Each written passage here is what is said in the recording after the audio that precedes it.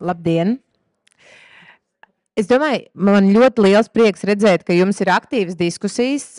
Jūs droši varat turpināt rakstīt iekšā vēl papildus jautājumus. Ja jums tāda rodas arī sarunas laikā, es ik pa laikam pastīšos, ko jūs esat ierakstījuši, un tad mēs ņemsim vērā šos jūsu interesējušās aktualitātes, ko apspriest ar brīnišķīgajiem praktiķiem.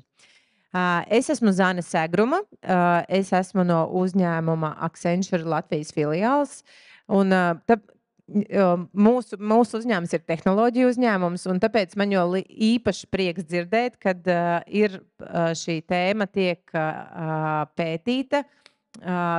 Ļoti svarīgi jautājumi tiek pacelti, jo es šeit piekritīšu Jānim par to, ka mēs esam šobrīd uz šīs tehnoloģijas tās jauninājuma pašas augšas punkta, ka daudz par to ir dzirdējuši, daudz ir rozā brilles un vīzijas, kādā veidā šis var atrisināt visas manas problēmas.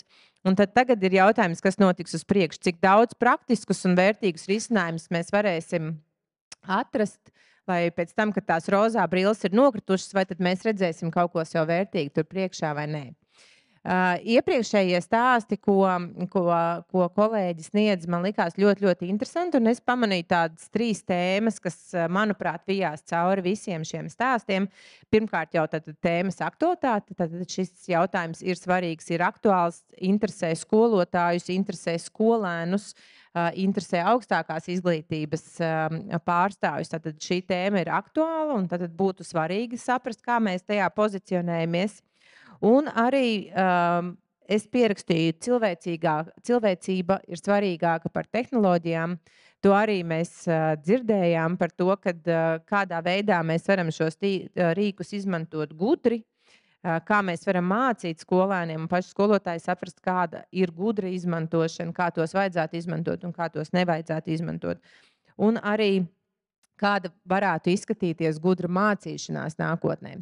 Un te varbūt man būtu pirmais jautājums jau praktiķiem, kas ir praktizējuši par to, kad no sniegtās tie, kas no jums aizpildīja ienākot šeit šo pirmo aptauju, liels paldies. Pēc šīs aptaujas datiem 95% no jums jau ir izpratne kaut kādu, jūs esat pamēģinājuši mākslīgo intelektu, bet aptuveni tikai pusi to praktizē. Pārējā puse ir pamēģinājusi, bet īsti nepraktizē, vēl neusticās. Tad man būtu jautājums par to no šī mācīšanās aspekta. Ja es kā skolotājs, kas ir varbūt pamēģinājis visticamāk kaut ko ChatGPT uzrakstījis, tad viņš man kaut ko pateica, kas man nepatika, un tad es īsti neesmu droši, kādā veidā tad es varu to tālāk izmantot. Kādus resursus es kā skolotājs varu izmantot, kā man kā skolotājiem vai izglītības iestādes darbiniekam gudri mācīties par mākslīgo intelektu? Vai ir kāds, kurš grib sākt? Limbažu, es domāju, tiešām arī Limbažu vidusskolu varētu sākt, jo tur likās ir tādi soļi uz priekšu spērti.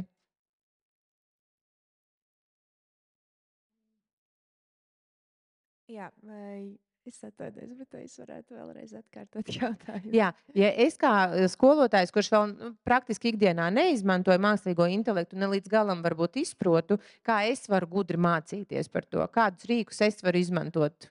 Bez tā, ka es varētu apmeklēt konferenci, bet, ja man ir iedvesma šodien, kādus rīkus es varu izmantot, lai par to mācītos? Jā, paldies.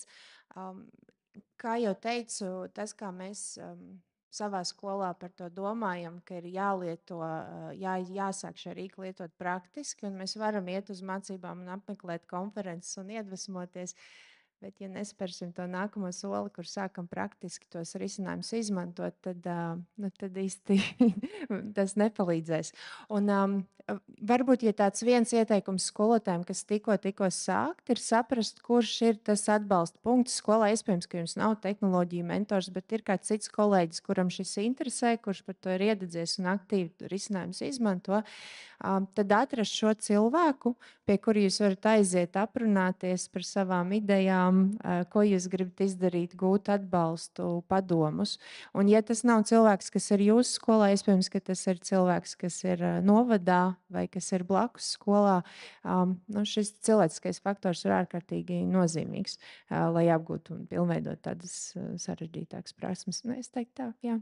Mācāmies, mēģinam, un, ja netiekam uz priekšu, tad meklējam kādu, kam pajautāt individuāli, konkrēti to lietu, kas nesanāk vai ko nesaprotu. Tātad atbalsts kāds skolā, kurš jau par to, vai nu skolā, vai skolu tīklā, kurš par to jau kaut ko zina un kurš varētu atbalstīt. Bet, ja mēs pastītos, piemēram, uz Smiltenes ģimnāziju, tad cik daudz jau tādu atbalstošu rīku vai informācijas skolas vidē jau ir pieejams? Vai ir kaut kas tāds, kas skolotājiem ir ļoti aktuāls, kas tik plaši nav pieejams? Varbūt kontakti zināt, kurš tad, ja man skolā nav, kuras var atrast citur, kur ir šāds atbalstošs skolotājs. Vai varam teikt, ka skolās lielākajā mērā ir pieejami visi resursi, lai es varētu par to mācīties, vai ir tomēr kaut kas akūti trūkst? Mēs runājam par internetu. Tā kā, man liekas, ka interneta resursi ir visiem pieejami. Tie, kas vēl nekad nav neko darījuši un varbūt baidās, viens no tādiem maniem pirmiem vingrinājumiem, vai kā es pārbaudīju tās mākslīgā intelekta rīkus, bija, kad es iekopēju daļu no saviem materiāliem un liku viņam uztaisīt vienkāršu zināšanu testu ar 3 atbilžu variantiem, un es viņam konkrēti pateicu pareizo atbildi, atzīmē man ar zvaigznīti, tā lai viņš manā vietā uztaisa to kaut kādu zināšanu pārbaudas testiņu, ko es varu iedot skolēniem pēc tam. Ja? Pamēģiniet vienkārši paspēlēties tur, nevadiet tur personīgo informāciju, ievērojiet parastu internetu drošību, bet jūs redzēsiet, ko viņš tur spēja, ko nespēja diezgan ātri. Tur vienkārši tāda patrenēšanās vajag paspēlēties tāpat tās. Nedaudz paturpinot pirmo jautājumu par atbalstu, manuprāt, tiešām ir vairāk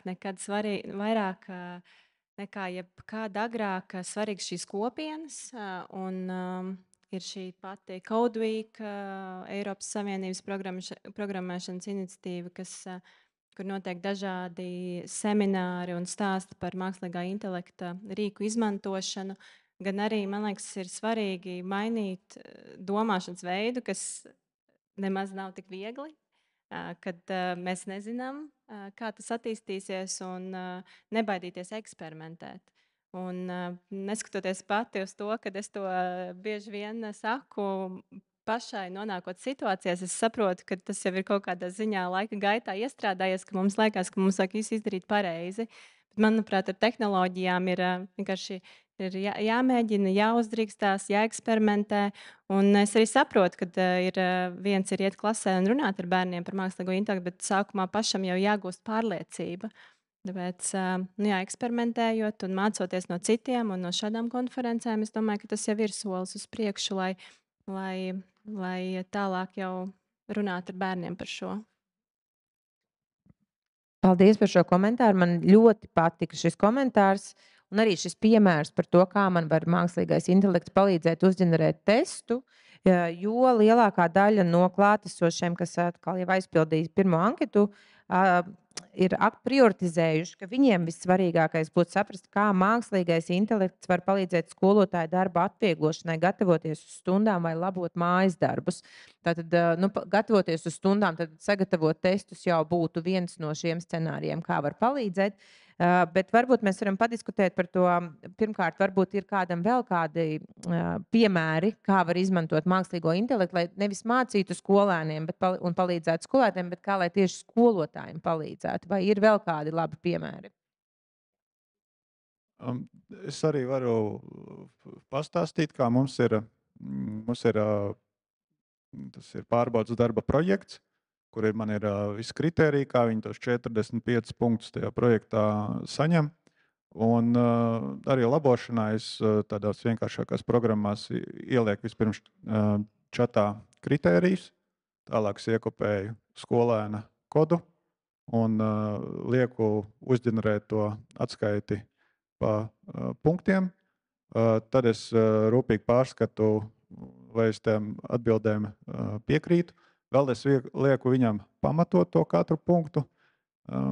Tādā veidā ātri iekopējot tos uzdevumus, es gūstu tādu 80% sagatavi tālākai vērtēšanai, kad man arī tās pēc tam, kad es sniedzu atgrieznisko saiti, tad ir jau tāds personāls, tas sagatavs jau tāds katram skolēnam tāds mazliet jau tāds personīgāks.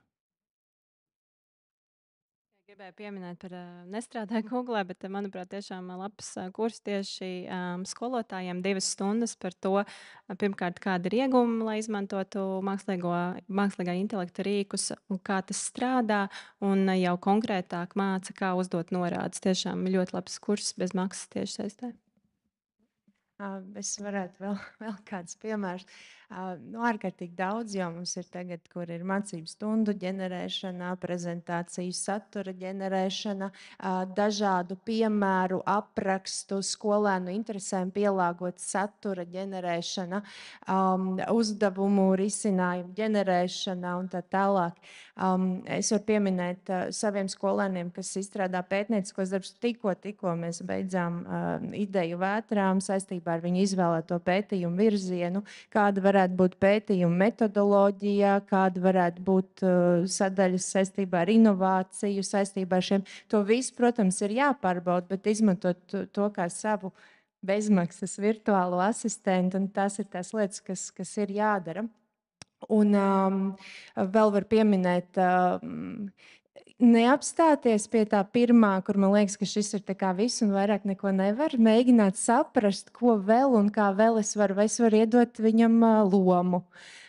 Kādu, vai es varu iegūt precīzāku atbildi, konkrētāku atbildi. Tas ir tā kā, kā Mārtiņš pieminēja, spēlējoties procesā, mēģinot saprast, atrast labāko veidu, kā pajautāt, tik pie tās atbildes, kas tiešām vajadzīga. Viens piemērs tikai mūsu angļu valodas skolotājs, kurš ļoti daudz izmanto un mēģina šos risinājumus. Viens no piemēriem, ko viņš stāstīja, kur viņš iedod mākslīgā intelekta risinājumam lomu, kur viņš ir konkrēts profesijas pārstāvis, kurš intervē skolēnu darba intervijā, tam noteiktiem darbam, kuram skolēns ir izlēmis pieteikties. Viņam ir jāuzdod 10 jautājumi, skolēnam ir jāatbild, un pēc šīs sarunas tas mākslīgais intelekts skolēnam dod atbildi, cik labas bija viņa atbildes kopumā saistībā ar izvēlēto jomu, un kāda līmeņa valoda, kādā līmenī bija viņa angļu valoda, un ko viņš varētu uzlabot, lai tiktu uz nākamo līmeni. Šeit jau ir vairākas tās kārtas, ko skolotājs ļoti mērķiecīgi ir izdomājis un līdz klāt šim uzdevumam, lai tiktu līdz tādam risinājumam. Jā, paldies. Un sniegtajās atbildēs es dzirdēju arī pāris norādes. Pirmkārt, par nevadīt skolēnu vārdu un uzvārdu, bet identifikācijas numuru. Pareizi, tas būtu no drošības viedokļa. Es ticu, Jānis piekritīs pareizi. Nerakstīt iekšā konkrētu vārdu, uzvārdu, personas kodu, kuram skolēnam kāds šis risinājums. Un arī šis drošības jautājums vai uzticamības jautājums patiesībā ir tas, kas ir joprojām aktuāls. Un to mēs arī redzam jautājumos, kādā veidā var šiem rīkiem uzticēties. Jo, kā jau Jānis stāstīja, viņi ir ģeneratīvi, viņu uzdevums ir kaut ko ģenerēt, un mēs nekad nevaram būt droši, ka tas uzģenerētais atpakaļ ir patiesība. Bet tad no Mārtiņa atkal es saprotu, ka pa 80% es varu sev noautomatizēt darbu, pieņemsim pārbaudas darba labošanu, bet tad šis cilvēcīgais faktors man tāpat ir jāpieliek. Ja? Šeit ir interesants jautājums iesūtīts mums par to, ka, ja mākslīgo intelektu ir atļauts izmantot pamatskolā, rodas bažas, ka zināšanas tiks iegūtas virspusēji un nekvalitatīvi. Bērnam vispirms būtu jāapgūt pamatprasmes, kā lasīt, prasme rakstīšana, tekstu uztver un izpratne. Mans jautājums, kur un kā pielietot mākslīgo intelektu, lai skolēniem nostiprinātu šīs pamatprasmes? Man liekas, es varētu atbildēt uz šo jautājumu, tāpēc, ka pati uzvednes sastādīšana kā tāda prasa diezgan, ir jāmāk noformulēt sava doma, ir jālieto pareiza valoda. Tāpat pie šiem mazajiem knifiņiem pieder arī gramatikas un citu jautājumu ievērošana, lai šis rezultāts no šī ģeneratīvā mākslīgā intelekta būtu pēc iespējas precīzāks. Un tāpēc, piemēram, manuprāt, nevajag uz to skatīties tikai kā uz ļaunumu, jo skolēns ierakstīs kaut ko, iegūs atbildi un to iesniegs, bet ja skolotājs šo uzdevumu pagriež mazliet savādāk un ļauj skolēnam izmantojot šos rīkus, piemēram, ļaujot skolēnam parādīt, kāda ir bijusi šī uzvedne vai kā viņš viņu ir sastādījis, ko viņš ir ievadījis šajā ģeneratīvajā rīkā, tas varētu būt viens no veidiem, kā likt tomēr skolēnam domāt par šīm te pamatprasmēm, kas ir nepieciešams izmantojot rīkus. Un es gribētu paturpināt, tā jau faktiski ir arī iespēja skolēnam saņemt personalizētu atbalstu saistībā ar to viņa teksta izpratni un teksta veidošanu, līdzīgi kā es pieminēju angļu valodā. Kur tu jautā, ko es varu šajā tekstā, un šķiet, ka Astra tavā pētījumā arī bija parādīts, ka skolēni rakstīja, ka viņi tā izmanto šīs iespējas, viņi liek iekšā savu tekstu un aicina to tekstu uzlabot, papildināt, salikt pieturzīmes, skaidrāk paskaidrot domu, saīsināt, pagarināt. Tas ir būtībā tekstpratības prasmes, un kā Jānis pieminēja, šis jau ir tikai rīks. Un tad jautājums, kā mēs viņu izmantojam. Kā Mārtiņš teica, ja mēs viņu izmantojam, lai radītu saturu savā vietā, tad tas ir viens stāsts, un ja mēs viņu izmantojam, lai palīdzētu sev radīt labāku saturu, tad tas ir pavisam cits stāsts, un tur jau ir arī tādas nopietnas metakognīcijas prasmes, domāšanas prasmes vajadzīgas. Es pilnīgi piekrītu šim viedoklim. Man liekas, ka arī tā mūsu varbūt attieksme pret šiem rīkiem pēc gada un 2 būs veidota no tā, kādā veidā mēs šobrīd mācāmies viņus izmantot. Ja mēs viņus uzskatām tikai par špikeri, kurš mēdz samalot, tad mēs saprotam, ka tā ticība un pielietošanas apjoms visticamāk samazināsies. Tāpēc tas ir mūsu spēkos saprast, kā mēs varam mācīt patiesībā paši sev un arī skolēniem viņus izmantot gudri. Tad tas bija par to gudro mācīšanos, kā mēs to varam izdarīt. Šeit ir čatā iešūtīts jautājums, un šeit varbūt jebkurš no jums var piekomentēt, vai ir mākslīgā intelekta rīki, kas palīdz skolēniem ar autiskā spektra traucējumiem mācību procesā. Vai ir tādi? Vai ir un vai var nosaukt droši vien? Man nav atbildes šo jautājumu par rīkiem vispār, cik viņi rodās. Viņi principā tikko kāds kaut kur piemina, pēc 2 dienām kāds jau nāk klajā, kur mums ir rīks, kas jūsu problēmu atrisinās. Un man ir neliela pieredze par autisko spektru, un visdrīzāk es teiktu, ka jauniešiem, vai ne tikai jauniešiem, varētu būt daudz ērtāk strādāt ar šādiem rīkiem, nevis, piemēram, ar cilvēkiem, kas viņu pieeju neizprot, piemēram, jo ar šādiem rīkiem cilvēks var pēc savas izpratnes viņš var ar viņu strādāt, un ģeneratīvais rīks, neatkarīgi no tā, kas viņam to uzved, tur raksta, viņš tik ģenerēs, jautājums, par tiem rezultātiem un pēc tam, bet, tur noteikti jāprasa kādam vairāk speciālistam, bet es domāju, šeit noteikti ir vērts. Nevajag no tā baidīties, ar ko es gribēju teikt, vajag ņemt vienkārši un eksperimentēt un skatīties. Noteikti būs daļa skolēnu vai bērnu, kam tas būs daudz labāk nekā mēģināt un kontaktēties ar cilvēkiem. Paldies par šo atbildi. Tad šis arī ir vēl vieta eksperimentam un meklējumiem un jauniem atklājumiem. Diezgan daudzi komentāri jau vairāki ir par to, ka atbalsts, kāds būtu skolotājiem nepieciešams, būtu viena vietne, ja platforma, kurā ir apkopotas tātad šīs dažādās pielietošanas iespējas, dažādie resursi, ar kuriem šodien šeit dalījāties. Tātad es arī vairākus pierakstīju priekš sevīm. Katram tā pieredze ir bišķiņa sava, katrs zina tos savus rīkus. Vai šobrīd ir kaut kāda viena vietne Latvijā, kur skolotājs var atrast vairāk, un varbūt jūs ziniet, varbūt tāda top, kaut kas par vienotu vietni un informāciju ar mākslīgā intelekta atbalsta rīkiem? Es varbūt pateikšu analoģiju. Tad, kad pandēmijas laikā mēs meklējām visādus digitālos risinājumus, tad arī šī vajadzība un vēlme ļoti daudz izskanēja.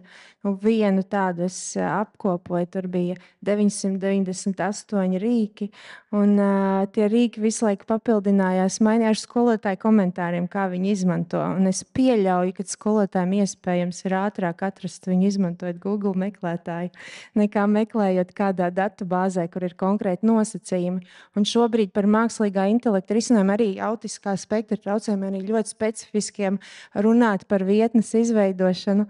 Tas mainās pa dienām, sevišķi kopš brīža, kad arī cilvēkam parastam, arī skolēnam parastam ir iespēja izstrādāt savus mākslīgā intelekta risinājumus, ko mēs prezentācijās arī redzējām. Tā kā, šis ir droši vien kādu laiku viņa izaugs tādi lielākie, kādus lielākos mēs jau te pieminējām vairākas reizes, bet tādi specifiski risinājumi tur ir caur pieredzi, caur pazīstamiem, caur internetu jāmeklē un viņiem atradīsies. Varbūt jāuztais pašam savs, ja ir ļoti specifiska lieta.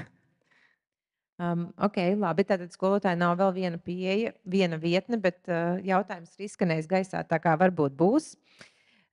Diezgan daudz komentāru, un es zinu, ka tā ir ļoti tāda slidena tēma, bet varbūt kādi praktiski ieteikumi no jūsu puses. Diezgan daudz komentāru par to, ka ir ļoti liels uzticības problēmas pret saturu, ko šis mākslīgais intelekts ģenerē.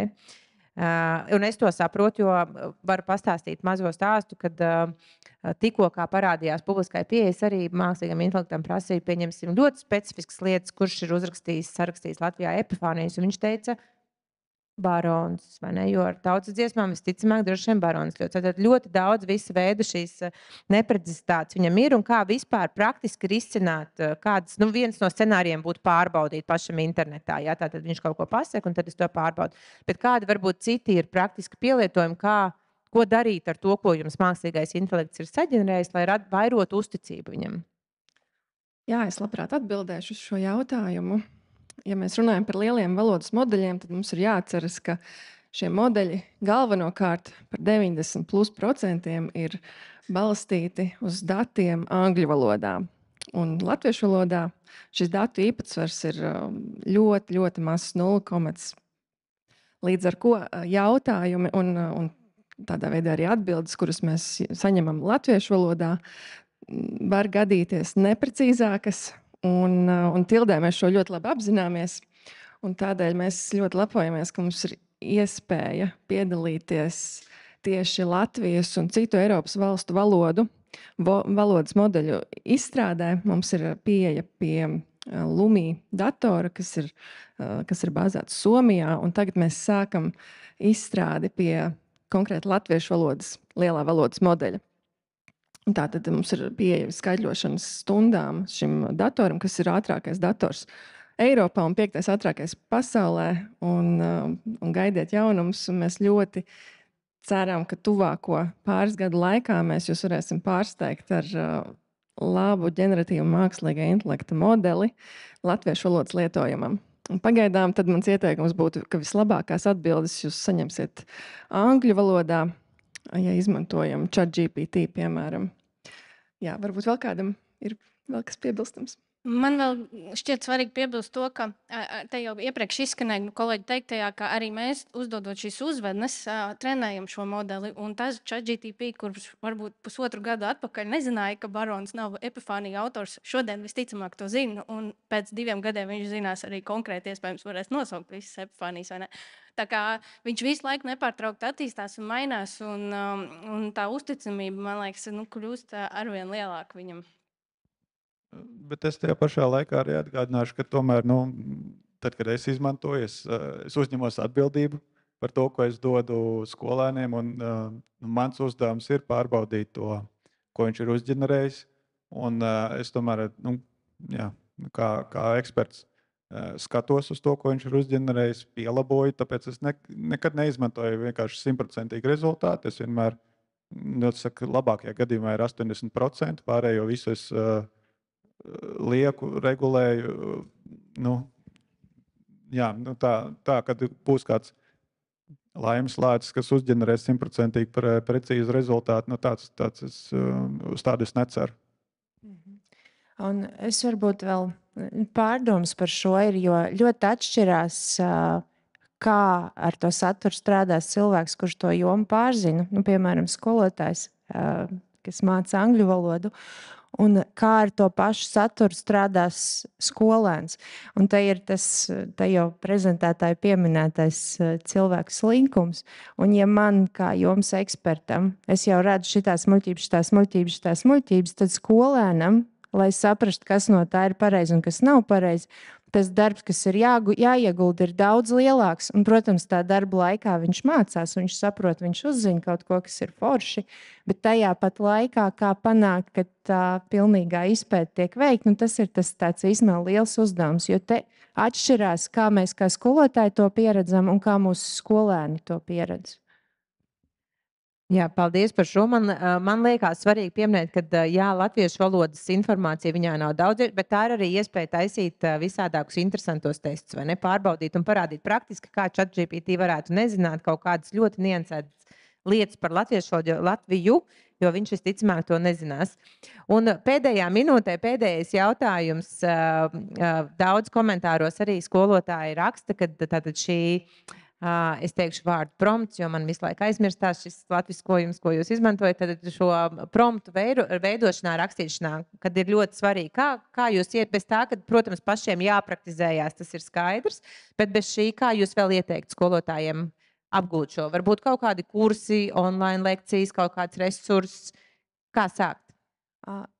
Es varbūt varu paturpināt to, ko Linda jau iesāka teikt. Šīs atbalsta grupas klātienē tiešsaistē. Es arī esmu vairākās grupās Facebookā, vēl kaut kur kādos sociālos tīklos, kur cilvēki dalās ar tiem saviem uzvednēm, ar savām uzvednēm, kādas viņi ir izmantojuši noteiktu izaicinājumu risināšanai, un redzot to, kā citi ir domājuši un dabūjuši šos risinājumus, gluži tāpat kā programmēšanā, domāju, Mārtiņš piekritīs, tu tiec arī pie tās savas idejas, kā es varu vēl pajautāt, vai ko es varu vēl izdarīt, vai kas ir kaut kas tāds, ko es varbūt pat neesmu iedomājusies, ka es varu paprasīt tam rīkam.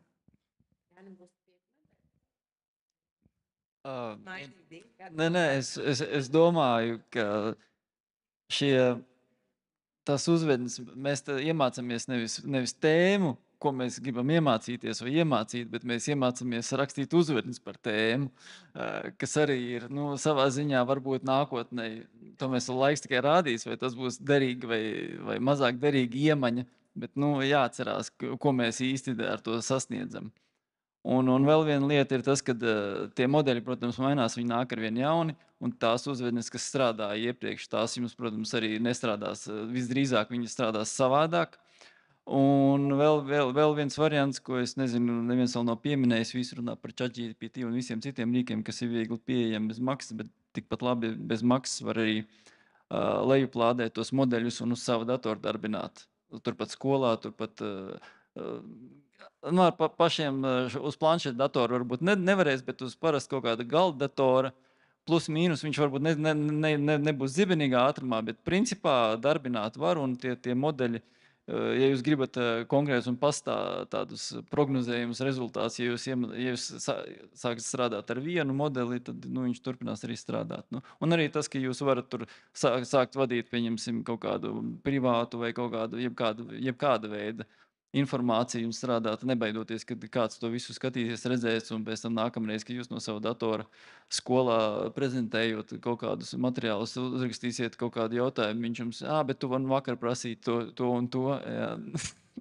Ir visādi tādi, kurjos gadījumi var gadīties. Tā.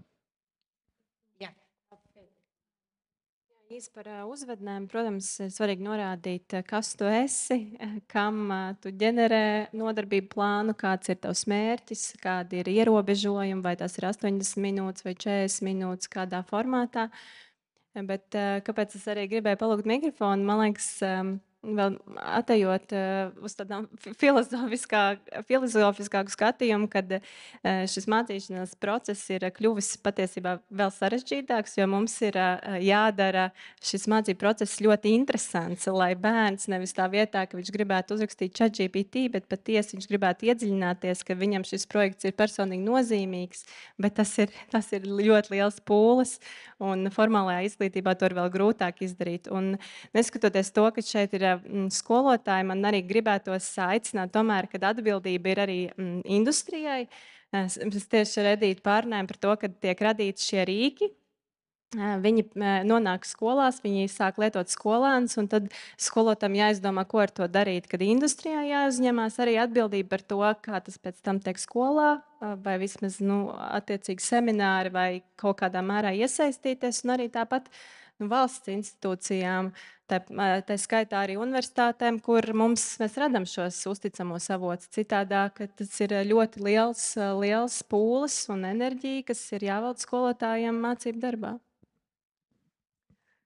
Labi, paldies. Tas būs mūsu pēdējais ķirsīts uz tortes, jo visus gaida jau kafija kādu laiku. Tādēļ paldies runātājiem, paldies klausītājiem par šo fantastisko sarunu.